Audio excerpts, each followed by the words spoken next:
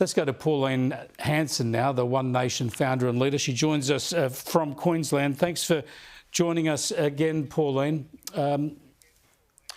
I just want to go to this issue, actually, of dangerous ignorance. And first up, your colleague in the Senate, that is Fatima Payman, the former Labor senator from Western Australia, now an independent.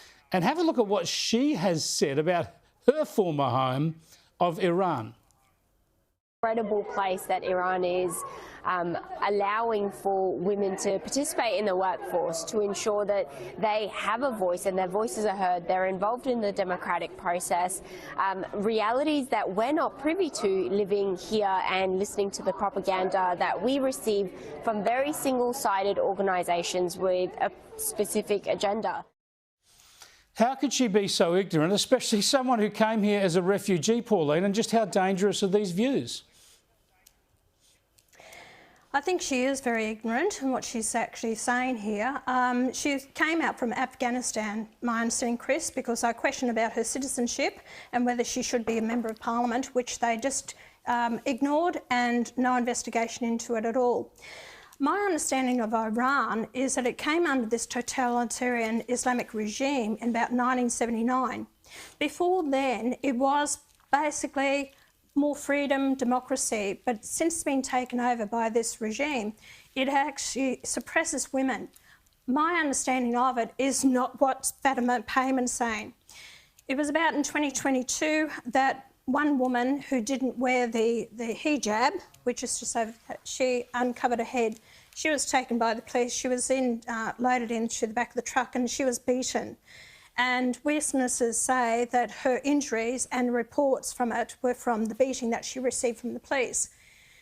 You don't see tourists going there lining up to go to Iran. I can't imagine Western women wanting to go there or lie beside a pool with a bikini on. It just wouldn't happen.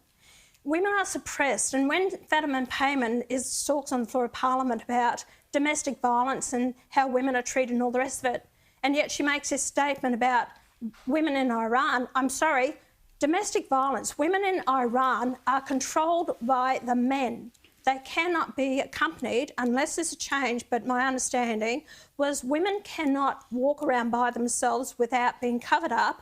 They have to be accompanied by a male, usually, you know, if it's a child, the child has to be of teenage years, and they lose all control over the children once the children are actually 5 or 6. So it's all given control to the men, and they suppress the women, control the women.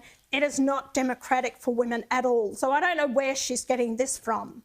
Yeah, you're right. I mean, it is just, you're right, sorry to correct me, she was from Afghanistan. Her family came out here as refugees from Afghanistan. But what she's saying about Iran is just so wrong and so dangerous. Women are being arbitrarily arrested on the streets and thrown into prison if they're not wearing their hijab properly, and we've had them die in custody. It's just a shocking situation for women in Iran, and to pretend otherwise is deeply, deeply dangerous, and very disappointing to hear that coming from one of our senators. I want to go back to domestic politics, though, very quickly, Pauline, and this spend-a-thong we're seeing from Labor, and when it comes to Medicare at least, and some of the other issues so far, it's being matched by the coalition. We haven't got this money, we can't afford this, but in an election campaign, everybody's just throwing money out the door.